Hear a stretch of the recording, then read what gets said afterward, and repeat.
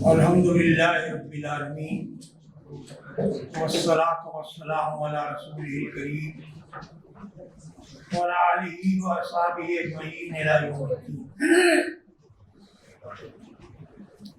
SIU کے اس selected members camp میں آپ نوجوانوں کو دیکھ کر بڑی اتنی بڑی تعداد میں دیکھ کر خوشی ہو رہی ہے۔ 40 سال سے زائد کے عرصے میں SIU نے نوجوانوں کی کھیپ ہر علاقے میں، ہر حلقے میں، ہر مقام پر تیار کی ہے اور اس بات کی کوشش کی ہے کہ SIU سے وابستہ نوجوان اخلاقی اعتبار سے اپنی ایک سماجی پہچان رکھتے ہیں، اور اللہ کا فضل ہے کہ اس دور میں جب بہت سارے اسباب اور عوامل کی وجہ سے اخلاقی اقدار کا پاس و لحاظ رکھنا مشکل سے مشکل تر ہوتا جا رہا ہے، ہمارے نوجوان اس بات کے لیے کوشاں ہیں کہ ان کی شخصیت کی تعمیر اخلاقی اقدار اور اخلاقی اصولوں کے مطابق۔ نوجوان دوستو، اس وقت کی جو گفتگو ہے وہ اخلاقی اقدار کے حوالے سے کئی پہلوؤں پر مشتمل ہے، اور انشاءاللہ ہم کوشش کریں گے کہ اس کے مختلف پہلوؤں پر آپ سے گفتگو کریں، آسان سے آسان زبان میں، بائلنگوئل گفتگو ہوگی تاکہ اردو اور انگریزی دونوں کے استعمال سے یہ مضمون اور اس مضمون کے مختلف ڈائمینشنز آپ کے سامنے کھل کر سامنے آ سکیں۔ اس گفتگو کا ابتدائی جملہ یہ ہے کہ ہیومنز آر مورل بینگز۔ انسان کی جو شخصیت ہے اس کا نمایاں پہلو اس کا اخلاقی وجود ہے۔ دنیا میں انسانوں میں کوئی بھی ایسا نہیں ہوگا جو کسی بھی عمل، کسی بھی ایکشن، کسی بھی رویے، کسی بھی بیہیویئر کی کوئی اخلاقی درجہ بندی نہ کرتا۔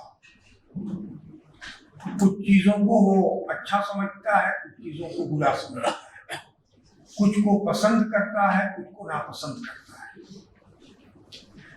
یہ جو مورل بائنری کاگنیشن انسان کی فطرت میں ودیت کیا گیا ہے کہ ہر چیز کی وہ درجہ بندی کرتا ہے، ہر عمل کی درجہ بندی کرتا ہے اور دو خانوں میں رکھتا ہے۔ اچھائی کا معیار کیا ہے، برائی کا معیار کیا ہے، اس پر ممکن ہے کہ کچھ اختلافات ہوں، کچھ بحثیں ہوں، لیکن ایسا نہیں ہو سکتا ہے کہ انسان کوئی اخلاقی درجہ بندی نہ کرتا ہو۔ یہ جو اخلاقیات کا سوال ہے یہ شروع یہاں سے ہوتا ہے کہ اچھا کیا ہے اور برا کیا ہے۔ تو یہ سوال ایتھکس کا ہوتا ہے، مورالٹی کا ہوتا ہے، اخلاقیات کا ہوتا ہے، آداب کا ہوتا ہے۔ لیکن جب انسان اس پر اس حوالے سے غور کرتا ہے کہ اس اچھائی کا معیار کیا ہے اور کسی چیز کو برا قرار دینے کی وجہ کیا ہے، تو یہ سوال فلسفے کا سوال بن جاتا ہے۔ جب اس پر مزید وہ غور کرتا ہے، اس معیار بندی پر، تو یہ سوچتا ہے کہ کیا چیز رائٹ ہے، کیا چیز رانگ ہے۔ اس لیے کہ کوئی چیز اچھی ہے تو کیا واقعتاً وہ صحیح بھی ہے، جس کو ہم اچھائی سمجھ رہے ہیں وہ صحیح بھی ہے، جس کو ہم برائی سمجھ رہے ہیں کہ کیا واقعی وہ غلط ہے اور رانگ ہے. تو یہ سوال میٹا فزیکل کوشچن بن جاتا ہے، ماوادی طبیعت کا سوال بن جاتا ہے. اور جب اس کو انسان ریزولو کر لیتا ہے تو یہی سوال جائز اور ناجائز کے دو خانوں میں بن جاتا ہے. کیا چیز لیسٹ ہے، کیا چیز انلیسٹ. تو آپ دیکھیں گے کہ اخلاقیات کا وہ بنیادی سوال جو شروع یہاں سے ہوا تھا کہ اچھائی کیا ہے اور برائی کیا ہے، وہ صرف اخلاقیات کا، ایتھکس کا سوال نہیں رہتا ہے، بلکہ وہ فلسفے کا، مابعد الطبیعت کا، میٹا فزکس کا اور قانون اور شریعت کا سوال بن جاتا ہے. لیکن ان سب سوالوں سے بڑا سوال جس پر ہم کو غور کرنا چاہیے کہ کیا یہ سوال انسانوں کے علاوہ دوسرے جاندار مخلوقات کے ذہنوں پر بھی دستک دیتے ہیں. تو آپ غور کریں گے کہ یہ سوال صرف انسانوں کو پیش آتا ہے، انسان ہی اس پر سوچتا ہے. مثلا آپ کسی راستے سے گزر رہے ہوں، آپ دیکھتے ہو کہ ایک کمزور شخص کو ایک مضبوط شخص پیٹ رہا ہے. اس طرف سے کئی جانور بھی گزر رہے ہوں گے، ان کے ذہن میں کوئی سوال نہیں پیدا ہوتا ہے. لیکن دنیا کے کسی گوشے کا انسان بھی ہو، اگر وہ ادھر سے گزر رہا ہوگا تو اس کے ذہن میں سوال پیدا ہوتا ہے کہ یہ برا کیا ہے. جب وہ گزر رہا ہوتا ہے اور کسی مجبور کو مدد کرتے ہوئے کسی شخص کو دیکھتا ہے تو اس کے ذہن میں یہ خیال پیدا ہوتا ہے کہ ایک اچھا کام ہو رہا ہے. تو یہ سوال اچھائی اور برائی کا، یہ جو اخلاقی درجہ بندی کا سوال ہے، یہ سوال صرف انسان کے ذہن میں آتا ہے. کیوں آتا ہے یہ سوال انسان کے ذہن میں؟ اگر انسانی وجود پر آپ غور کریں تو آپ محسوس کریں گے کہ اللہ تعالیٰ نے اس کو عقل اور شعور دیا ہے، اس کو جذبات سے نوازا ہے، اور اس کے اندر ضمیر، جس کو ہم سپر ایگو کہتے ہیں، وہ بھی اس کے اندر پایا جاتا ہے. تو یہ انسان کی فطرت میں اللہ تعالیٰ نے پیوست کر دیا ہے. چنانچہ قرآن نے جب یہ بات کہی فَأَلْهَمَهَا فُجُورَهَا وَتَقْوَاهَا، انسان کے اندر ہم نے الہام کر دیا ہے اس کا فجور بھی اور اس کا تقویٰ بھی. وہ فوراً پہچان لیتا ہے کہ کیا چیز صحیح ہے اور کیا چیز غلط ہے. اس کی فطرت کے اندر یہ پہچان ودیت کر دی گئی ہے. تو یہ انسان جس کو اللہ تعالیٰ نے عقل بخشی، جس کو جذبات عطا کیے اور جس کے اندر ضمیر رکھا، تو سوال یہ ہوتا ہے کہ کیا انسان اپنی جگہ پر یہ فیصلہ کر سکتا ہے کہ اخلاقی اعتبار سے اچھائی کیا ہے اور برائی کیا ہے؟ یعنی دو چیزوں میں فرق ہے. ایک ہے پہچان، کہ اچھائی کو پہچان لینا اور برائی کو پہچان لینا.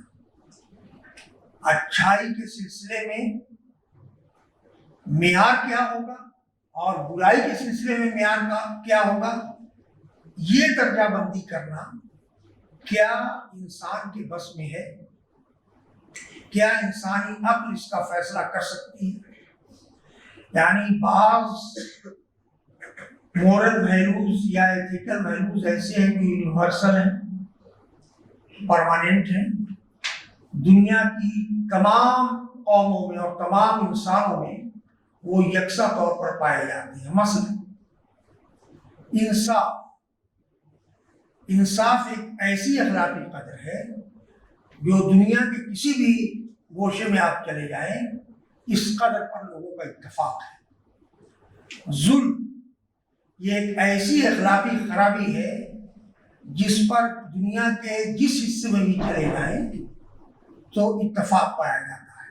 اسی طرح سے آپ فہرست بنائیں گے تو آپ محسوس کریں گے کہ دنیا کے تمام سماج میں کچھ یونیورسل مورل ویلیوز پائے جاتے ہیں جو ہر زمانے میں پائے جاتے رہے اور آئندہ بھی پائے جاتے رہے، لیکن اس کے باوجود بھی بہت سارے مورل کوسچنس ایسے ہوتے ہیں جس کے سلسلے میں جب اس کو متعین کرنے کا سوال پیدا ہوتا ہے تو انسانی عقل جذبات سے مغلوب ہو سکتی ہے۔ انسان کے ذاتی مفادات اس کی عقل کو گمراہ کر سکتے ہیں۔ مثلا انسان کی تکریم ایک ایسی قدر ہے جس کو ہم ایک مسلم قدر کے طور پر مانتے ہیں، لیکن اس کے باوجود انسانی عقل اس کو ماننے کے باوجود بھی ایسا کر سکتی ہے کہ وہ ذات برادری کی تفریق قائم کرے، وہ کالے اور گولے کا سوال کھڑا کرے، اور اس کے لیے اس کے پاس دلائل بھی، وہ دلیل بھی دے سکتے ہیں۔ تو اس کا مطلب یہ ہے کہ جب انسان کی عقل فیصلہ کن بن جائے، اخلاق کی معیار بندی میں، standardization of morality and ethics میں، تو اس میں ڈفرینسز پیدا ہوں گے اور وہ یکساں نہیں ہے۔ تو سوال یہ ہے کہ پھر انسان کے اس فطری اخلاقی وجود کے باوجود اس کی عقل، اس کے ضمیر کے باوجود ایسا کیوں ہے کہ انسان، تمام کے تمام انسان مل جل کر بھی اگر چاہیں کہ کوئی مورل اسٹینڈرڈ یکساں قائم کر لیں تو ممکن نہیں ہے۔ اس کی وجہ یہ ہے کہ اخلاق کا معیار، اس کا اسٹینڈرڈ طے کرنے کے لیے دو چیزیں لازمی ہیں۔ ایک علم مطلق، ایبسلیوٹ نالج، جو انسان کے ہر زمانے اور انسان کی تمام ضروریات کا احاطہ کرتی ہے، جو کیا چیزیں انسان کے لیے مفید ہوں گی اور کیا چیزیں نقصان دہ ہوں گی، ان سب کا علم جس ہستی کو ہو وہی یہ طے کر سکتا ہے کہ انسان کے لیے اچھائی کیا ہے اور انسان کے لیے برائی کیا ہے، what is good and what is bad. یہ طے کرنا کامل علم، جسے ہم ایبسولیوٹ نالج کہتے ہیں، اس کے بغیر ممکن نہیں ہے۔ ایک دوسری شرط، اور دوسری شرط یہ ہے کہ اس معیار بندی میں اس کا کوئی مفاد وابستہ نہیں۔ جیسے ہی کوئی مفاد بھی وابستہ ہوگا تو وہ اسٹینڈرڈائزیشن پولوٹیڈ ہو جائے گا، وہ اس کو طے کرنے میں غلطیاں ہوں گی۔ چنانچہ انسان انہی دو کمزوریوں کی وجہ سے، کیونکہ اس کا علم بھی محدود، علم بہت ہے انسان، لیکن بہرحال اس کا ایک لمٹ ہے۔ اسی طرح انسان بہت آبجیکٹیولی بھی غور اگر کرے تب بھی اس کے جذبات کہیں نہ کہیں، اس کے ذاتی مفادات کہیں نہ کہیں اس پر اثر انداز ہوتی رہتی ہے۔ اسی وجہ سے اخلاق کا معیار طے کرنے کا اگر کوئی مجاز ہے تو وہ اللہ تعالیٰ ہے، جس کا علم بھی لامحدود ہے اور جس کی کوئی غرض بھی وابستہ نہیں ہے۔ لہذا قرآن کے مطالعے سے یہ پتہ چلتا ہے کہ اللہ تعالیٰ نے مختلف ادوار میں انسانوں کے لیے جس چیز کو اچھائی قرار دیا اس وقت کے لیے وہی اچھائی تھی، اور اگر اس نے اس معیار میں آنے والے زمانے میں کوئی تبدیلی کر دی تو آنے والے زمانے کے لیے وہی اچھائی، اور جس چیز کو اس نے برا قرار دیا تھا، برائی قرار دیا تھا، تو جس زمانے میں اسے قرار دیا تھا برائی، اس زمانے کے لیے وہ انسان کے لیے نقصان دہ تھی، وہ برائی تھی، اور اللہ تعالیٰ نے آنے والے دور میں جب کسی دوسری چیز کو برائی قرار دیا تو پھر وہ آنے والے دور کے لیے وہ برائی ہے۔ اس کی ایک چھوٹی سی مثال آپ دیکھ سکتے ہیں کہ حضرت آدم اور حضرت حوا علیہ السلام کے جوڑے سے انسانیت کے سفر کا آغاز ہوتا ہے۔ اس زمانے میں اللہ تعالیٰ نے یہ طے کر دیا کہ ایک خاص ترتیب سے پیدا ہونے والے لڑکے اور لڑکی کے درمیان شادی ہو سکتی ہے، حالانکہ ان کے ماں باپ ایک ہیں، لیکن بعد کے دور میں جب نسل انسانی پھیل گئی تو اللہ تعالیٰ نے اسے حرام قرار دیا، اس لیے کہ یہ حرمت خاندانی نظام کی بقا کے لیے ضروری تھی۔ تو اللہ تعالیٰ نے جب جس چیز کو اچھا قرار دیا اور جب جس چیز کو برا قرار دیا وہی اچھائی ہے اور وہی برائی ہے۔ اخلاقیات کے سلسلے میں ایک مسئلہ اور بھی پیدا ہوتا ہے، وہ یہ ہوتا ہے کہ جو لوگ اخلاقیات کو پرماننٹ اور یونیورسل ویلیو کی حیثیت سے قبول نہیں کرتے ہیں، ان کے خیال میں تمام اخلاقی قدریں نہ تو آفاقی ہیں اور نہ وہ مستقل ہیں، یعنی یہ کہ وہ ریلیٹیو ہے، وہ اضافی ہے۔ انسان مختلف ادوار میں اس کو جو چیز سوٹ کرتی ہے اس کے مطابق وہ اپنے لیے اخلاق کا تعین کر سکتا ہے، اخلاقی قدروں کا تعین کر سکتا ہے۔ اور اسی وجہ سے جو افادیت پسندی، یوٹیلیٹیرینزم کا پورا فلسفہ جس بنیاد پر قائم ہے وہ اسی بات پر قائم ہے کہ اخلاقی لحاظ سے جو قدریں انسان کے لیے انفرادی طور پر یا اجتماعی طور پر جس زمانے میں مفید ہوگی ان کو قبول کیا جائے گا، جو چیزیں مفید نہیں سمجھی جائیں گی، نقصان دہ سمجھی جائیں گی، ان کو قبول نہیں کیا جائے گا۔ تو کیا یہ مانا جائے کہ اخلاقی قدریں واقعی ریلیٹیو اضافی ہیں؟ اس سوال کا دو جواب ہو سکتا ہے۔ یہ ڈیپینڈ کرتا ہے اس بات پر کہ آپ کا پوائنٹ آف ریفرنس کیا ہے۔ اگر پوائنٹ آف ریفرنس انسانی عقل ہے تو بے شک اخلاقی قدریں نہ تو مستقل ہیں اور نہ آفاقی، نہ تو یونیورسل ہیں نہ پرماننٹ۔ لیکن اگر آپ کا ریفرنس پوائنٹ ہدایت الہی ہو تو اخلاقی قدریں مستقل ہیں اور اخلاقی قدریں آفاقی ہیں۔ تو دو نقطۂ نظر رکھنے کے بعد اگر ہم چاہیں کہ اس مسئلے کو ریزالو کر لیں تو یہ مسئلہ ریزالو نہیں ہو سکتا ہے جب تک کہ نقطۂ نظر نہ بدل جائے۔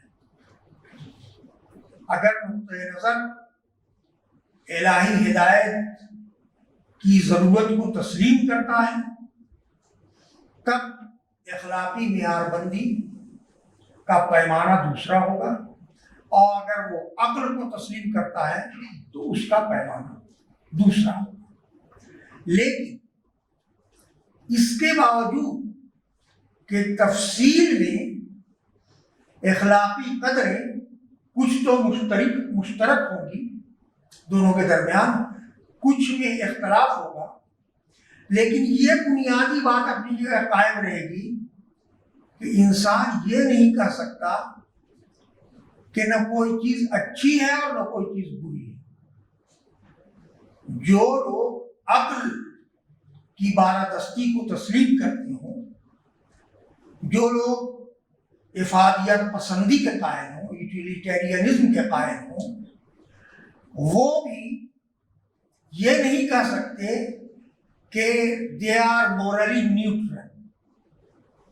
نیوٹرل کوئی انسان دنیا میں نہیں ہے، کسی انسان سے پوچھیں۔ ممکن ہے ضد میں بحث کرنے کے لیے، کجباسی کے لیے ایک شخص فلسفیانہ گفتگو شروع کرے اور کہے کہ it is irrelevant whether it is good or it is bad۔ ہم کو اس سے کوئی مطلب نہیں ہے، آئی ایم نیوٹرل۔ ہمارے نزدیک ہر چیز کی جا سکتی ہے اور ہر چیز سے رکا جا سکتا ہے، ایسا بحث کرتے ہوئے کہہ سکتا ہے۔ لیکن جب اس کی ذات کے سلسلے میں کوئی رویہ، ایسا رویہ سامنے ہو جو اس پر زیادتی کرنے والا ہو، اس کے حق کو مارنے والا ہو، تو لازماً وہ اس کو ناپسند کرتا ہے۔ اور جب کوئی اس کے ساتھ احسان کر رہا ہو، اس کے ساتھ بھلائی کر رہا ہو، تو لازماً وہ اس کو پسند کرتا ہے۔ یہ پسند اور ناپسند، یہ کسی چیز کو لائک کرنا اور ڈس لائک کرنا، یہ خود بتاتا ہے کہ دنیا کا کوئی انسان بھی مورلی نیوٹرل نہیں ہے، وہ لازماً درجہ بندی کرتا ہے۔ ٹھیک ہے کہ اس کے اخلاقی معیارات، اس کی اخلاقی قدریں الگ ہو سکتی ہیں ان لوگوں سے جو ہدایت الہی کی بنیاد پر اخلاقی اقدار کا تعین کرتے ہیں اور اس کو تسلیم کرتے ہیں۔ ایک سوال اخلاقیات میں اور بھی ہے، اس پر بھی غور کریں۔ یہ ضروری نہیں ہے کہ انسان جس چیز کو اخلاقی طور پر اچھا سمجھتا ہو لازماً وہ اس کو کر بھی رہا، اور ایک شخص اخلاقی لحاظ سے جن چیزوں کو برا سمجھتا ہو لازماً اس سے بچ بھی رہا۔ انسانی شخصیت تضاد کا مجموعہ ہے، وہ سوچتا کچھ ہے، کرتا کچھ ہے، وہ یقین کسی ایک بات پر رکھتا ہے اور عمل کسی دوسری بات پر کرتا ہے۔ یہ ہم اپنی زندگی کا جائزہ لیں تب بھی اس تضاد کو محسوس کر سکتے ہیں کہ ہم ہر وقت اخلاقی اقدار کے ان اصولوں پر قائم نہیں رہتے جنہیں ہم اچھا سمجھتے ہیں، اور اخلاقی خرابیوں سے ہر وقت نہیں بچ پاتے جنہیں ہم برا سمجھتے ہیں۔ اور یہ دنیا کے تمام انسانوں کے ساتھ ہوتا ہے۔ ایسا ہوتا کیوں ہے؟ ایسا ہوتا اس وجہ سے کہ انسان روبوٹ نہیں ہے، وہ مشین نہیں ہے۔ اللہ تعالیٰ نے انسان کو عقل بخشی، اسے جذبات عطا کیے، اس کے اندر ضمیر رکھا، سپر ایگو جسے کہتے ہیں، نفس لوامہ۔ اس کے باوجود انسان کے اندر جو فیصلہ کن چیز رکھی وہ ہے ارادے کی آزادی، فری ول۔ انسان فری ول کی وجہ سے ایک چیز کو ماننے کے باوجود بھی اپنے ارادے کی وجہ سے، ارادے کی آزادی کی وجہ سے اس کا پابند نہیں رہتا ہے۔ اگر اللہ تعالیٰ انسان کا ارادہ سلب کر لیتا اور انسانی شخصیت کے اندر صرف یہ چیزیں رہتی، عقل، جذبات اور ضمیر، تو انسان ہمیشہ اخلاقی اقدار کی پاسداری کرتا۔ لیکن انسان کو آزادی اس حد تک اللہ تعالیٰ نے دی کہ وہ اللہ کو ماننے کے باوجود اللہ کے احکام کا انکار کر سکتا ہے۔ وہ تسلیم کرتا ہے کہ اس کائنات کو کسی ہستی نے بنایا ہے، وہ تسلیم کرتا ہے کہ یہ ہدایت اس کی طرف سے نازل کی گئی ہے۔ یعنی اس بحث میں پڑھے بغیر کہ کن قوموں میں جو ہدایت آئی اس میں ملاوٹ کر دی گئی اور ہمارے یہاں وہ اپنی اصل شکل میں موجود ہے، بہرحال کیونکہ یہاں ملاوٹ کر دی گئی، وہ بھی یہ تسلیم کرتے ہیں کہ ایک بالاتر ہستی ہے جس نے انسان کی رہنمائی کی ہے۔ اب اس رہنمائی کی جو بھی بچی کچی شکل ان کے پاس موجود ہے، وہ تسلیم کرنے کے باوجود بھی اس پر عمل کرے، یہ ضروری نہیں ہے۔ یہ اس وجہ سے ہوتا ہے کہ انسان کو فری ول حاصل ہے۔ ہاں، یہ ضرور ہے کہ انسان اپنے اس ارادے کی وجہ سے اپنے ذاتی فائدے کے لیے ایک اچھائی کو نظر انداز کرتا ہے اور ایک برائی کو اختیار کرتا ہے، تو اس کا ضمیر اس کے دل میں ایک کھٹک پیدا کرتا ہے، سپر ایگو اس کو ٹوکتا ہے۔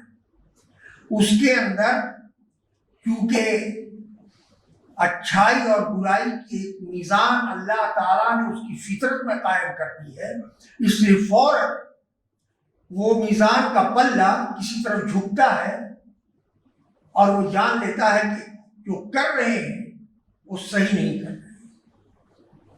اگر وہ اخلاقی قدروں کو تسلیم کرتا ہے، چاہے جن قدروں کو بھی تسلیم کرتا ہو اچھا اور جن قدروں کو ہی برا، لیکن وہ محسوس کر لیتا ہے کہ ٹھیک نہیں کر رہے، اس کا دل اس کو ٹوک دیتا ہے۔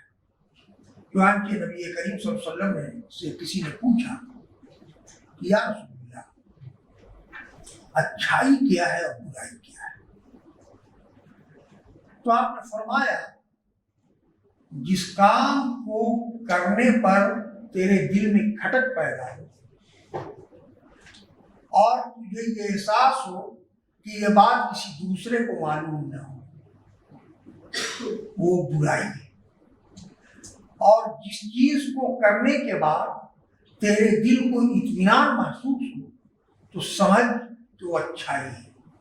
دراصل نبی کریم صلی اللہ علیہ وسلم اسی اخلاقی میزان کی طرف توجہ دلائی ہے جو ہر انسان کی فطرت میں اللہ تعالیٰ نے قائم کر دی، جو ہر وقت اس کے کسی بھی فیصلہ کرتے ہوئے، اس لیے کہ فیصلے کے سلسلے میں آپ سمجھ لیں، بعض لوگ یہ سمجھتے ہیں کہ بھائی جذبات میں فیصلہ کرتے ہیں، فیصلہ جذبات میں نہیں ہوتا ہے، جذبات ایک عامل ہوتا ہے، فیصلہ فری ول سے ہوتا ہے۔ انسان اپنے ارادے سے ایک فیصلہ کرتا ہے، اس وقت اس کا امکان ہے کہ جذبات کا غلبہ ہو جس نے اس کے ارادے کو ایک غلط رخ پر موڑ دیا، لیکن وہ فیصلہ اس کے ارادے کے بغیر ہو ہی نہیں سکتا۔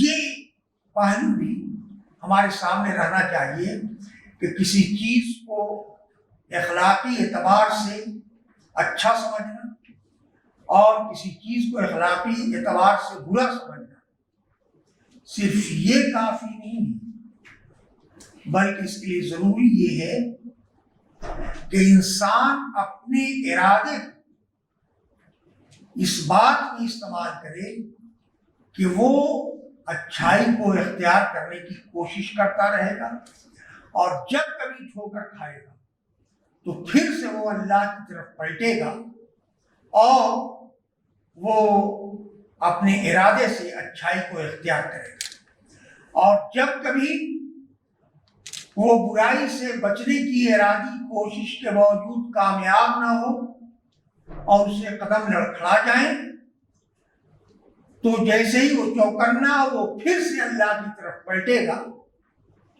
اور اس برائی کو نہ کرنے کا مضبوط ارادہ کرنے کی کوشش کرے گا۔ میں کوشش بار بار اس وجہ سے کہہ رہا ہوں کہ انسان بس کوشش ہی کر سکتا ہے۔ یہ تو اللہ تعالیٰ کی توفیق پر منحصر ہے کہ ہماری کتنی کوششیں کامیاب ہو جاتی ہیں اور کتنی کوششیں ناکام ہو جاتی ہیں۔ لیکن اگر ہم کوشش کر رہے ہوں تو اللہ تعالیٰ نے اپنی دو صفت کو بار بار بیان کیا ہے، ایک تو یہ کہ وہ غفور ہے اور دوسرے یہ کہ وہ رحیم ہے، وہ درگزر کرتا ہے۔ انسان کوشش کے باوجود اگر اچھائی کو اختیار نہیں کر پاتا، اس سے منحرف ہو جاتا ہے اور برائی کی چپیٹ میں آ جاتا ہے، تو اللہ تعالیٰ کہتا ہے کہ اگر وہ پلٹ جائے، توبہ کر لے، تو میرا باب توبہ اس کے مرنے سے پہلے تک کھلا ہوا ہے، چاہے وہ ایک بار نہیں سینکڑوں بار غلطی پر غلطی کرتا رہا ہو اور میری طرف پلٹتا رہا ہو۔ چنانچہ اسی بات کی طرف نبی کریم صلی اللہ علیہ وسلم نے صحابہ کرام کو متوجہ کیا کہ اللہ تعالیٰ کہتا ہے کہ دیکھو، اگر تم فرشتوں کی طرح معصوم ہو جاتے، تم کوئی گناہ نہ کرتے، تو اللہ تعالیٰ تم کو ہٹا کر ایک ایسی مخلوق پیدا کرتا جو گناہ کرتی، میری طرف پلٹتی، توبہ کرتی، پھر اچھائی کرتی، پھر اس سے گناہ سرزد ہوتا، پھر میری طرف پلٹتی۔ پتہ یہ چلا کہ یہ ارادہ، انسان کو جو ارادہ بخشا گیا ہے، یہ ارادے کی آزادی فرشتوں کو بھی نہیں دی گئی ہے، اور اللہ تعالیٰ نے اس زمین کو پیدا ہی کیا گیا ہے اس مخلوق کے لیے جس کے پاس ارادہ ہو۔ تو اس تمثیل کے ذریعہ بتانا مقصود یہ تھا کہ تم نہ ہو تو کیا ہو، بہرحال اس زمین کی خلافت تو اسی کو ملنی ہے جس کے پاس ارادہ ہو، اور اگر ارادہ ہوگا تو فالٹر کرے گا، غلطیاں کرے گا، کجروی اختیار کرے گا، اچھائی کی راہ اختیار کرے گا۔ چنانچہ آپ دیکھتے ہیں کہ یہی وجہ ہے کہ انسان کبھی تو اپنی جان کی پرواہ نہ کرتے ہوئے بھی دوسرے کو بچانے کے لیے آگ میں کود پڑتا ہے، یہ سوچے بغیر کہ وہ آگ اسے نقصان پہنچا سکتی ہے، اور کبھی اتنا شقیر القلب ہو جاتا ہے کہ وہ معصوم بچوں کو بھی درندوں کی طرح قتل کر دیتا ہے، اور اس کے دل میں کوئی کھٹک پیدا نہیں۔ نبی کریم صلی اللہ علیہ وسلم نے کہا کہ دیکھو، یہ جو تمہارا نفس لوامہ ہے، تمہارے دل کی جو آواز ہے، پہلے گناہ پر تمہیں ٹوکتی ہے، پھر تم اپنے ارادے سے اسے دبا دیتے، دوبارہ کرتے ہو پھر ٹوکتی ہے، یہاں تک کہ دھیرے دھیرے وہ آواز مزمحل ہوتی چلی جاتی۔ تو انسان جب گناہوں پر جری ہو جاتا ہے، بے باک ہو جاتا ہے، کھٹک تو ہوتی ہے، وہ کھٹک کو محسوس نہیں کر پاتا ہے، آواز تو آتی ہے، اس آواز کو سن نہیں پاتا ہے، اس کا دل بے حس ہونے لگتا ہے۔ نبی کریم صلی اللہ علیہ وسلم نے قرآن کے اس دل کے بارے میں اس کی اصلاح کے لیے ایک نسخہ بتایا اور کہا کہ دیکھو، جس طرح لوہے کو زنگ لگتا ہے، اسی طرح اس قلب کو بھی زنگ لگتا ہے، لیکن اس زنگ کو دور کرنے کا دو طریقہ ہے۔ اللہ کی ہدایت سے وابستہ نہ ہو، یعنی قرآن کی تلاوت کرتے رہو، اور موت کو یاد کرتے رہو، یعنی قبرستان جایا۔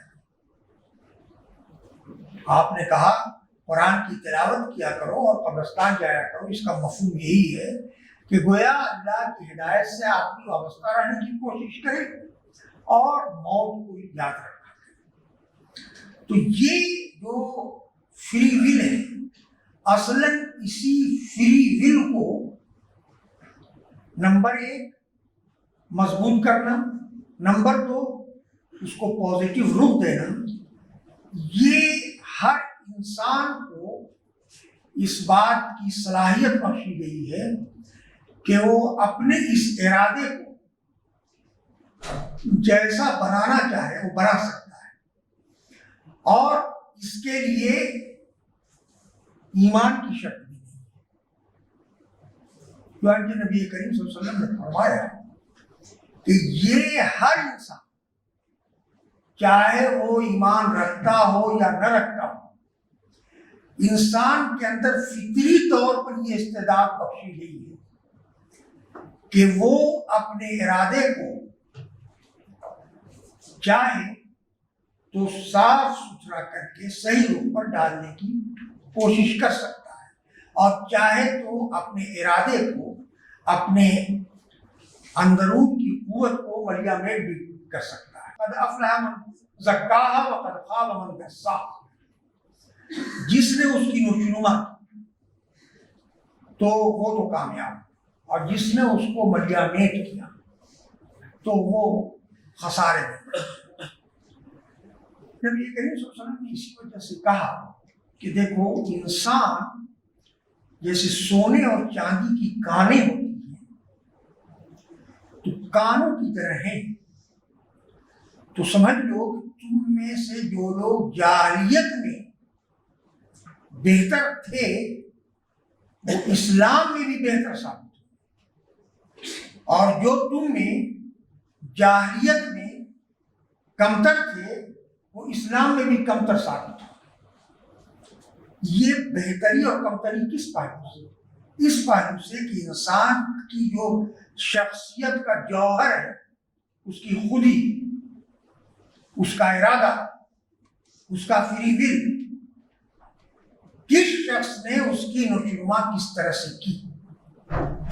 اور جب ایک شخص ایمان لاتا ہے تو وہ فری ول اور چمک جاتا ہے، اس کو قوت ملتی ہے اور اس کو بنیاد ملتی ہے۔ اخلاقیات کا ایک اور پہلو بھی ہے۔ آپ دیکھیں کہ انسان کو عقل بخشی گئی، اسے جذبات عطا کیے گئے، اسے ضمیر اور اس کے اندر گویا اچھے اور برے پر ٹوکنے کی ایک فطری میزان قائم کی گئی۔ اس کے علاوہ اس کو ارادے کی آزادی بھی دی گئی۔ یہ چار چیزیں مل کے، یہ جو ارادے کی آزادی ہے اور یہ جو عقل فطری طور پر اچھے اور برے میں تقسیم کرتی رہتی ہے، ہر عمل کو یہ اس کو جواب دہ بنا دیا۔ انسان ایک اکاؤنٹیبل مخلوق ہے، ایک جواب دہ ہستی ہے۔ وہ اس وجہ سے ہے کہ اگر اس کو ارادے کی آزادی نہ حاصل ہوتی تو جواب دہ ہی نہیں ہوتا۔ چونکہ ارادے کی آزادی ہے اس وجہ سے جواب دہ ہے۔ ارادے کی آزادی فرشتوں کو حاصل نہیں ہے، وہ جواب دہ نہیں ہے۔ ارادے کی آزادی جانوروں کو حاصل نہیں ہے، وہ جواب دہ نہیں ہے۔ انسان کو ارادے کی آزادی ہے، اس لیے جواب دہ۔ اور وہ جواب دہ اس وجہ سے ہے کہ اس کے اندر اخلاقی میزان موجود ہے، تو پھر اس نے ارادے سے اچھائی اختیار کی یا برائی اختیار کی، اس کی جواب دہی اسے کرنی۔ یہ جواب دہی کا جو تصور اسلام دیتا ہے وہ اس دنیا کے لیے بھی دیتا ہے اور آخرت کے لیے بھی دیتا ہے۔ لیکن جو لوگ الہی ہدایت تسلیم نہیں کرتے، آخرت کا انکار کرتے ہیں، وہ بھی اکاؤنٹیبلٹی کا انکار نہیں کرتے ہیں۔ دنیا کا کوئی معاشرہ اپنے افراد کو ان اکاؤنٹیبل نہیں سمجھتا ہے۔ اگر ان اکاؤنٹیبل سمجھتا تو نئی عدالتیں قائم ہوتی، نہ سماج میں روک ٹوک کا نظام ہوتا، نہ پنچایتیں ہوتی، ہر آدمی آزاد ہو، جو جس کے من میں آئے کرے۔ بہت زیادہ سے زیادہ اگر مان لیں لیبرل سیکولر خیال کا آدمی زیادہ سے زیادہ یہ کہہ سکتا تھا کہ تمہارے عمل سے اگر کسی دوسرے شخص کو ضرر نہیں پہنچتا ہے تو تم اکاؤنٹیبل نہیں، ایسا بھی نہیں۔ یعنی وہ معاشرہ جو بہت اباحیت پسند ہے، ایک دم آزاد خیال ہے، وہاں بھی بالکل انڈیویجول ایک شخص کے عمل کے سلسلے میں جواب دہی کا تصور پایا جاتا ہے۔ یعنی آخر کیا بات ہے کہ ایک شخص سازش کر رہا ہے کہ ہم کہیں بلاسٹ کریں گے، اس نے بلاسٹ نہیں کیا، اس نے بس سازش کی۔ اس سازش کا ثبوت حکومت کو مل گیا ہے۔ وہ حکومت چاہے بہت عامریت پسندانہ ہو، چاہے بہت لیبرل اور سیکولر ہو، کوئی بھی اس کو ان اکاؤنٹیبل نہیں سمجھے گا۔ وہ سزا بہت ہلکی ہو سکتی ہے، وہ سزا بہت بھاری ہو سکتی ہے، ان اکاؤنٹیبل ان نوٹس نہیں ہوگا۔ اس سے یہ پتہ چلتا ہے کہ انسان کے اندر جو ارادہ ہے وہ اس کو اکاؤنٹیبل بناتا ہے۔ اب ایک اور پہلو پر آپ غور کریں اخلاقی اقدار کے حوالے سے۔ بسا اوقات دو اخلاقی قدروں میں ٹکراؤ محسوس ہوتا ہے ایک خاص وقت میں۔ یعنی آپ یوں سمجھیں کہ ایک اخلاقی قدر ہے مساوات، ایکولیٹی، دوسری اخلاقی قدر ہے جسٹس، عدل۔ یہ دو اخلاقی قدریں ہیں۔ مساوات کا تقاضا کیا ہے؟ مساوات کا تقاضا یہ ہے کہ انسانوں کے درمیان کسی بنیاد پر بھی انیکولیٹی نہیں ہونی چاہیے، غیر مساوی رویہ ان کے ساتھ نہیں ہونا چاہیے، نہ تو کاسٹ کی بنیاد پر، نہ تو ریلیجن کی بنیاد پر، نہ تو جینڈر کی بنیاد پر۔ اب ہم پن پوائنٹ کرتے ہیں جینڈر کی بنیاد پر۔ مساوات کا تقاضا یہ ہے کہ مرد اور عورت دونوں برابر ہیں، تو دونوں کو برابر کے حقوق بھی ملنے چاہیے۔ اس کا لازمی نتیجہ کیا ہے؟ اس کا لازمی نتیجہ یہ ہے کہ وراثت میں جو حق مرد کا ہو وہی حق عورت کا بھی ہونا چاہیے۔ جتنا حق بیٹے کو ملے اتنا ہی حق بیٹی کو بھی ملنا چاہیے۔ مساوات کی قدر تو یہی تقاضا کر رہی ہے. لیکن اللہ تعالیٰ نے کیا کیا؟ اللہ تعالیٰ نے دونوں کے درمیان وراثت کی تقسیم میں فرق رکھا، اور اس فرق کی بنیاد کس چیز کو قرار دیا؟ وہ عدل کی قدر، عدل کو قرار دیا. عدل کی جو قدر ہے، جو ویلیو اور جسٹس ہے، اس کا تقاضا یہ ہے کہ دونوں کو برابر نہ دیا جائے. کیوں نہ دیا جائے؟ اس لیے کہ اللہ تعالیٰ نے جو خاندانی نظام تجویز کیا اس میں تمام معاشی ذمہ داریاں مردوں پر آئی اور عورتوں پر ذمہ داری معاشی نہیں بلکہ گھر کی نگرانی کی رکھی. عورت پر کوئی معاشی بوجھ اس نے نہیں ڈالا. یہ اسلام کے خاندانی نظام کی بنیاد ہے. یہی وجہ ہے کہ خاندان کی جب ابتدا ہو رہی ہوتی ہے، خاندان کی ابتدا کیسے ہوتی ہے کہ ایک مرد اور ایک عورت کے درمیان نکاح کے مقدس رشتے کے ذریعہ جو سماج کے میں اعلان شدہ ہو، دونوں ایک دوسرے کے ساتھ شوہر اور بیوی کی حیثیت سے پوری زندگی وفاداری نبھانے کا عہد کرتی ہیں اور ایک سوشل کانٹریکٹ، سماجی معاہدے کی بنیاد پر ایک خاندان کی تشکیل کرتی ہیں. اس کی ابتدا ہی یہاں سے ہوتی ہے کہ مرد کو تمام معاشی اور مالی ذمہ داری قبول کرنی ہے، جس کا اعلان وہ مہر کی قبولیت سے کرتا ہے. وہ نامنل ہو یعنی رضامندی کی وجہ سے، وہ ایک الگ بات ہے. قرآن تو مہر کا جو تصور دیتا ہے وہ تو ہمارے یہاں رائج نہیں ہے. ہمارے یہاں تو لڑکے 2 لاکھ 2.5 لاکھ 3 لاکھ مشاہرہ پاتے ہیں، 51,000 کا مہر طے کرتے ہیں اور خوش ہوتے ہیں کہ ہمارے یہاں تو 25,000 چلتا تھا، ہم نے تو 51,000 کا مہر رکھا. اور بعض ان سے بھی زیادہ داتا بخش بنتے ہیں تو 1 لاکھ کر کے لیتے ہیں. قرآن جو تصور دیتا ہے مہر کا، وہ کیا کہتا ہے؟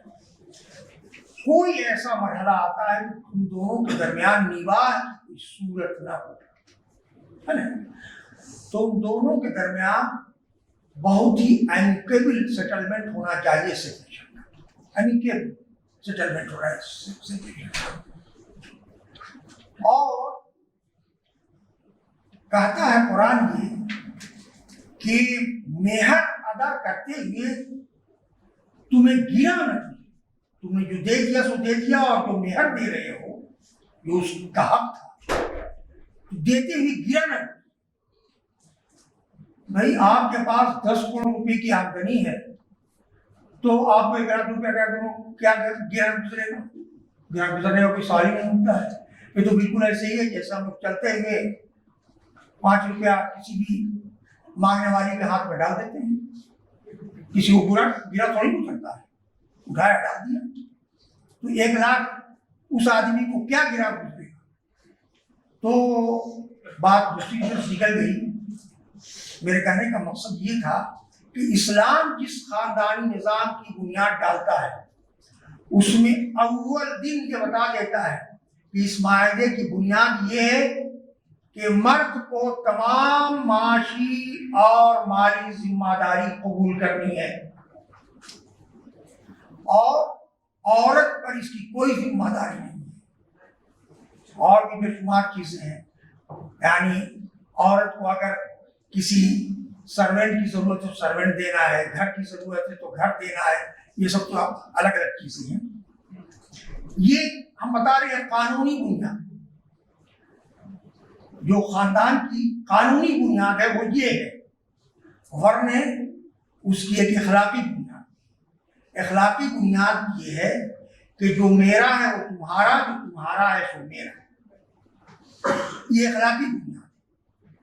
اس سے بھی آگے کی چیز ہے، اس کی ایک روحانی بنیاد ہے کہ صرف اس زندگی میں ہم دونوں ساتھ نہ رہیں، مرنے کے بعد جنت بھی ہم ہی دونوں ساتھ رہیں. یہ اس کی روحانی بنیاد ہے. تو قانونی بنیاد، اخلاقی بنیاد، روحانی بنیاد. لیکن جہاں سے اس خاندان کے کا آغاز ہوتا ہے وہ ہوتا ہے کہ مرد ذمہ داری قبول کرنا ہے. تو اللہ تعالیٰ نے کی فیکٹر کس چیز کو مانا؟ کی فیکٹر ایکوالٹی کو، مساوات کو نہیں مانا. کی فیکٹر ریسپانسبلٹی کو مانا، ذمہ داری کو مانا.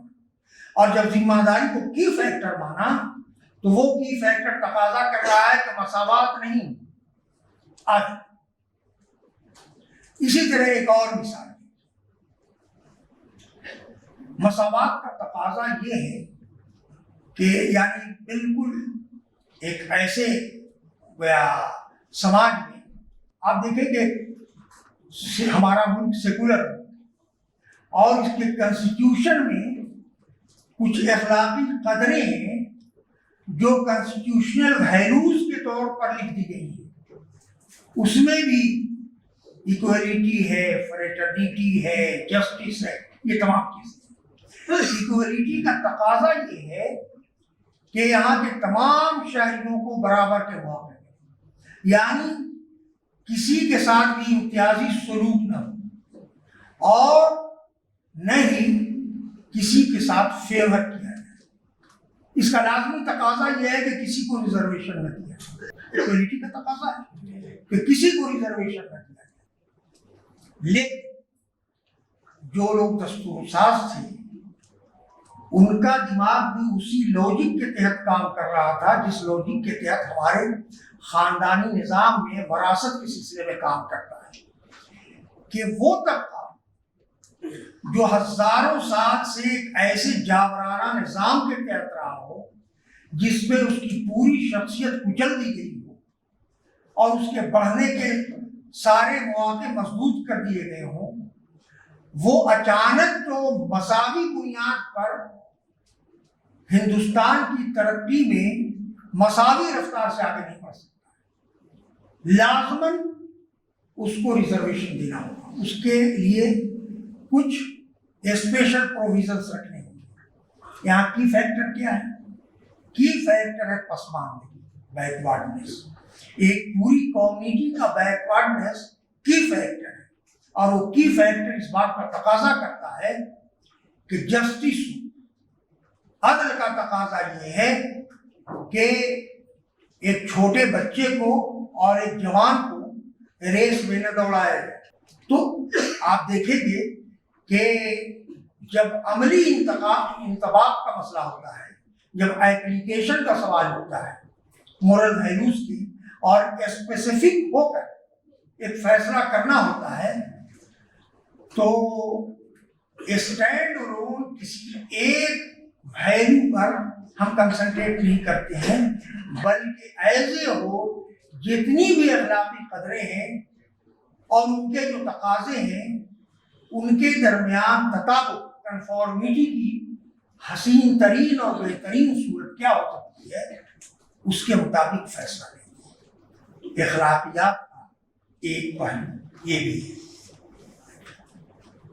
اخلاقیات کے سلسلے میں انشاءاللہ آئندہ جب آپ حضرات سے گفتگو ہوگی تو اس کا ایک پہلو وہ ہے جو سماج سے متعلق ہے، ایک پہلو وہ ہے جو ریاست سے متعلق ہے، اور ایک پہلو اس بات سے ہے کہ سماجی تبدیلی کے لیے جو ہم سب کوشش کر رہے ہیں سماجی تبدیلی کے لیے.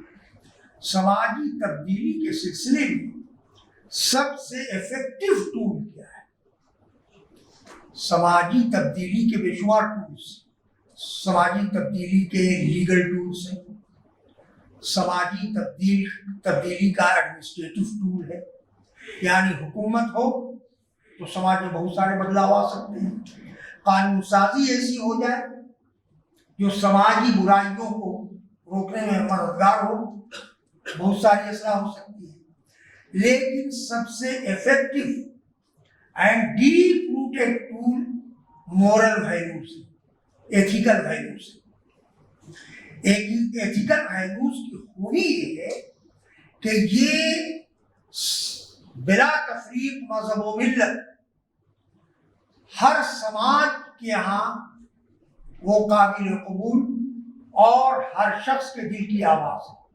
عمل کرتا ہو نہ کرتا ہو، کوتاہ ہو، بہت اچھا عمل کرنے والا ہو، اس کے بغیر ایسا ہو نہیں سکتا ہے کہ کسی بھی سماج سے آپ انٹریکشن میں ہوں اور ان کے ساتھ آپ ایتھیکل ویلیوز کے حوالے سے رابطے میں جائیں، گفتگو کریں، اصلاح کی کوشش کر رہے ہوں اور آپ کو کوئی تعاون نہ ملے. ایسا نہیں ہو سکتا.